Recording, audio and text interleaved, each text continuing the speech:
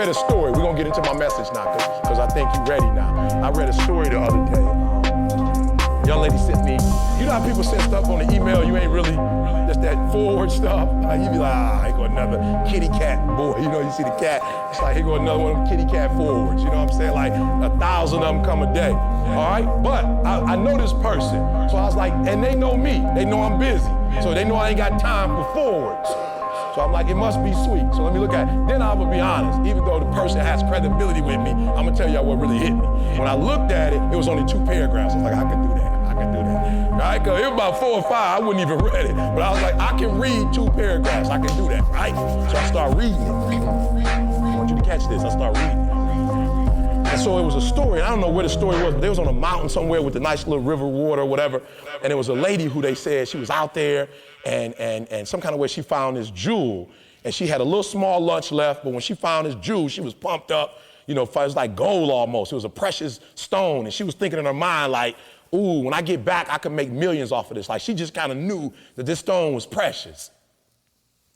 So out of nowhere, the story says it's like this beggar, this guy came and asked her, you know, could he have lunch or whatever. And so she was like, look, I ain't got a lot, but I got this sandwich, you can have it, right? So she gave my man the sandwich or whatever. And then he looked at her and saw the jewel and was like, yo, you know, I ain't got nothing to lose. So he asked her, can I get the little jewel, boy? She was like, yeah, you can have it.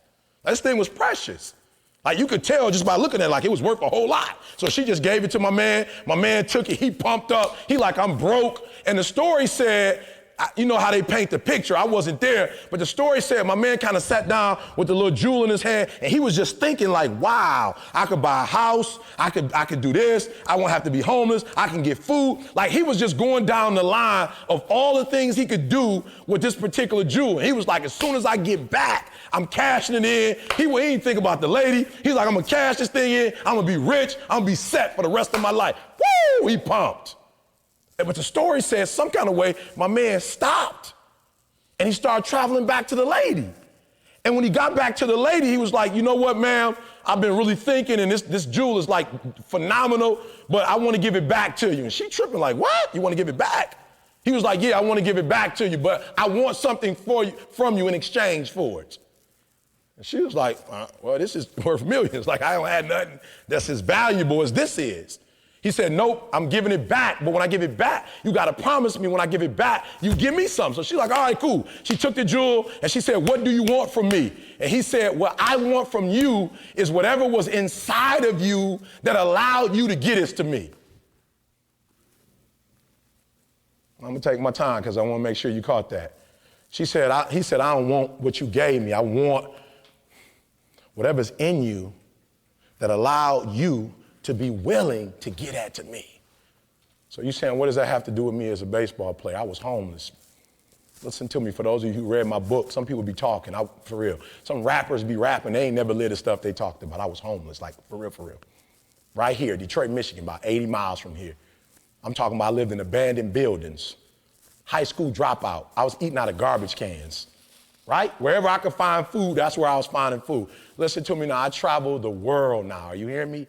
I travel the world, and I'm just gonna say this, I don't really like to do this publicly, but I went from, my first check was probably about $100 when I was 19, 20, when I started doing this, to now I can command anywhere from $10,000 to $15,000 to do an hour presentation. Are you hearing what I'm saying? I went from being homeless and a high school dropout to that. You say, how did you do it, E? Remember the story I told you? I started studying. I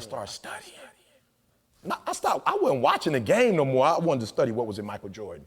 I'm like, what's in Michael Jordan? Michael Jordan got something in him. You know it's a whole lot of NBA players, but you ever notice when you watch the game, there's just some guys, they just on a whole different type of level, right? And when I study, so I'm gonna give you 3 things, I'm letting you go. I'm gonna give you 3 things that's within these people that make them do what they do. And one of the things, if you've ever watched Michael Jordan, if you've ever watched Kobe, and I'm not a fan of either of the two, but I love greatness. Catch what I just said. I'm from Detroit. I can't stand Michael Jordan. We probably would have won about 4 championships had it not been. You know what I'm saying? Isaiah Thomas, Microwave, Benny Microwave. We had the Spider. We had it going on. Rick Mahorn. I mean, we was murdering them. Michael Jordan came in and was like, nope. And I'm going to tell you, my greatest memory of Michael Jordan, all right? I want 2 people to take a guess. What do you think my greatest moment of Michael Jordan is? Just right here. What do you think my greatest moment of Michael Jordan was? Step back shot. The step, that was sweet, wasn't it? Which one you talking about though? Because there's a couple of them. It was a whole bunch of those. Just give me any one of them. Utah, I was thinking of Cleveland myself personally, right? But the Utah was a great step back, boom. And whenever Mike would get you, he'd just hold it out just for the camera so everybody can see, boom, it's done, right? That's not it though, that's good. Anybody else? Great, Michael Jordan. Say it again. The fist pump, MJ, after he do his thing. No, within. Remember what I told you. And for those of you who are gonna hit those 3 levels, you gotta have this if you're gonna get there. The thing that I love most about Michael Jordan was the last time he lost to the Pistons, he cried. And when he walked off the court with the tears in his eyes, you know that one when you lose and you ain't even got no sportsmanship? You know that one? Normally, you know, you lose, you just man up. You don't want to shake their hand, but you do it anyway because that's a part of the game. But when you get so tired of losing, when you get pissed, when you can't take losing no more, you lose the whole little shaking the hand and you just walk off. And Mike walked off with a tear in his eye. And let me tell you something. He walked off and said to himself, this will be the last time the Pistons ever beat me again. Dwight Howard, no respect for the kid, none. Look, okay, I want to show you because you think I'm playing. I'm going to call Dwight Howard and tell my man he need to let it go. Because I do the same thing. I'm on the same level as Dwight. I'm the same one. I wear this when I speak. I'm Superman, right?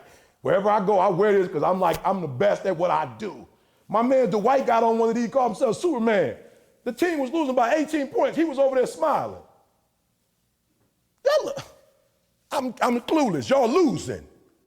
Listen to me. Even when you lose, it's okay to lose. But you can't never get comfortable with it. You can never be satisfied with losing. When you lose, it's gotta hurt. It's gotta hurt. They gon' love me for my ambition. Easy to dream a dream, though it's harder to live it. Look, they gon' love me for my ambition. Trying to leave to get to the very thing that's gonna make you broke. Beautiful music, painting pictures, this be my vision. Right, so I listen to rap with my son and it's changed. So I like, you know, like when you have like the XM radio, you could do old school and new school. So we be battling all the time. I'd be like, listen to one of my old school hookups, right? And then we're gonna listen to one. And it's funny because this generation, like if you listen to your music, like my man saying, hustle hard. That's what he's saying, right? Right, and give me the lyrics to it. He say, mama what? Come on, if you listening to it, you should know it. Mama need a what? And baby needs some. So guess what? I'm gonna do what? Come on, y'all gotta give me some energy, right? We're gonna start from the beginning. We're gonna start from the, because this is your music, this ain't mine. So you should take ownership of it, right? You be in the car blasting this stuff, right? Each and every way. Mama need a house, baby need some shoes. Times are getting hard. Guess what I'ma do? Hustle. He said he's going to hustle, and then he ended with a descriptive. He told me how he was gonna hustle, and he said hustle what? Hard. But listen to me, if you really listen to the lyrics, and you applied the lyrics to your life, y'all would all be 4.35, 3.0 students. But you listening to the music, but you not letting them, listen to me. You're letting it hit your ear, but it's not hitting your soul. It's not hitting your heart. Because I listen to it too. That's my song.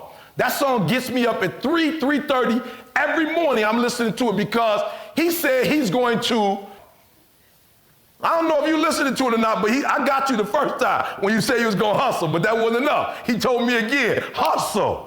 Right? He like, look, I'm serious about it. Hustle. Right? His whole language, everything about his body language. When you listen to this kid, Ace Hood, he sound hood when you listening to him. Like his name matched the words that are coming out of his mouth. He said, hustle, hustle, hustle hard.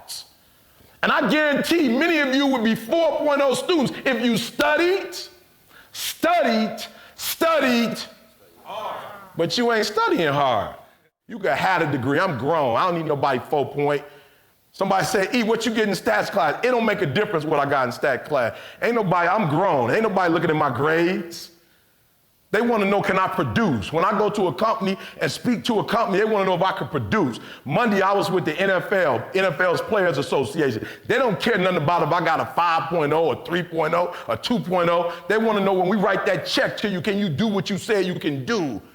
Nobody going to class for grades. You grown. You ain't in middle school and high school no more. You got to master the information. You got to go into class and whatever the teacher's teaching, you got to get that and you got to get what she knows. If you just reading the book she told you to read, you getting beat. You read what she told you to read and then you ask her what she reading. Because if you don't get what she's reading, she's going to always be the teacher and you're going to always be the student. And as long as you're the student, you don't get paid.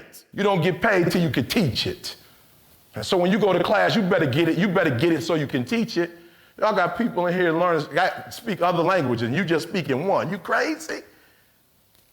I told my son, you're going to get beat. You fill out a job application, you're going to get beat. First of all, you ain't got a 4.0. So you got an application, the kid next to you got an app. You better get your grades up to a 4.0. And if you got your grades to a 4.0, they want to know what are you doing in terms of leadership. And then if you got that, somebody else they got 2-3 languages. Who you think they going to hire? You better learn you another language, son. Stop being lazy.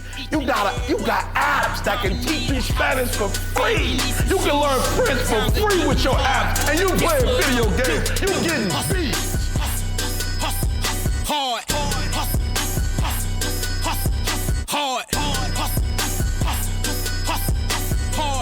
Closed mouths don't get fed on this boulevard.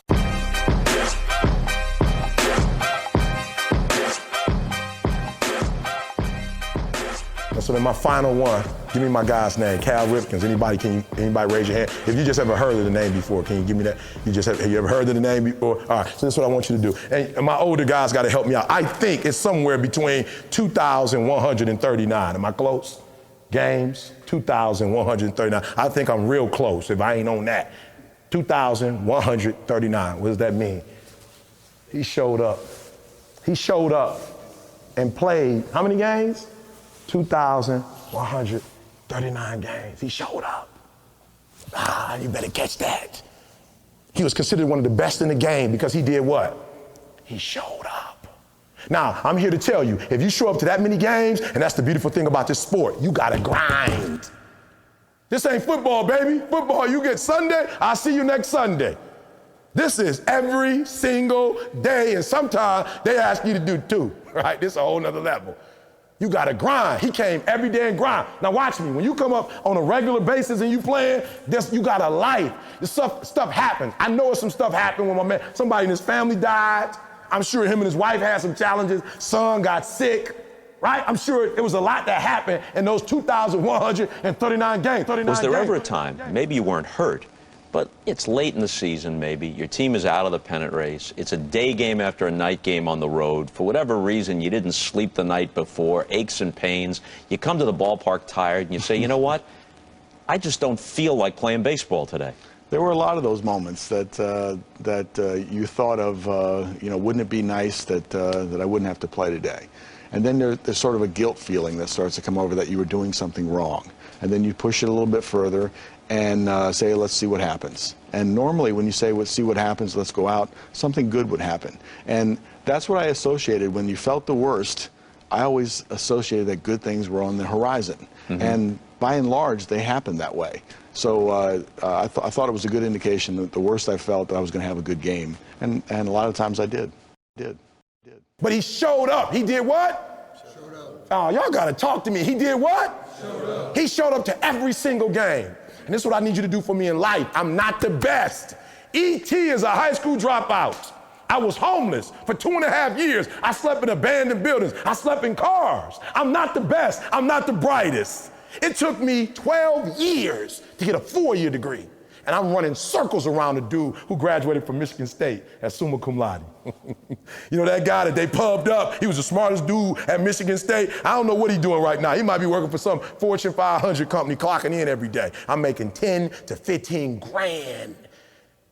And we're getting better and better every day. We wrote a book. We sold 6,000 copies in less than 6 months. We just ordered 10,000 more. Fortune 500 company just bought 2,000. I'm not the smartest, but you will not outwork me.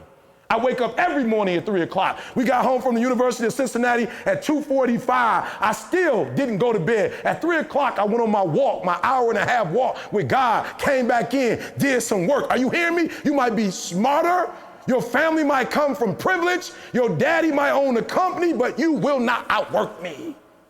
You will not have more drive than I have, more passion than I have. And I'll beat you every single day because I got passion. You will not wake up in the morning because you spoil. You will not get up before 8. You will not get up before 6. I will out-rep you. Push-ups, every day I'm going. I'm doing more and more each day.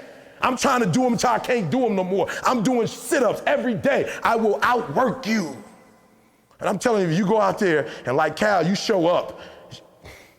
They can't outwork you. If you win 7-0, they can't outwork you. But you know what happens? You start doing good, and guess what you start? The Miami Dolphins call me. People say, E, you about to go speak for the Dolphins. The coach just called me. Prince Fielder himself had his people call. He wants me to come there next week, work with. Listen to me when he called me, people say, E, how you feel about it? I said, I'm more hungry than I've ever been before. I'm upset that the Tigers called me. I'm trying to get the whole American League division. I'm trying to get, I just don't want to talk to one team. I wanted that whole side to call, right? Say, we're trying to beat the National League out this year. What can you do to help us? The Dolphins call. I don't want the Dolphins. I want the whole NFL. And because I tasted one team, it lets me know because one team wants me to speak. I know that others want me to speak as well. Now I'm hungry. I ain't been there with no so long. So goodbye.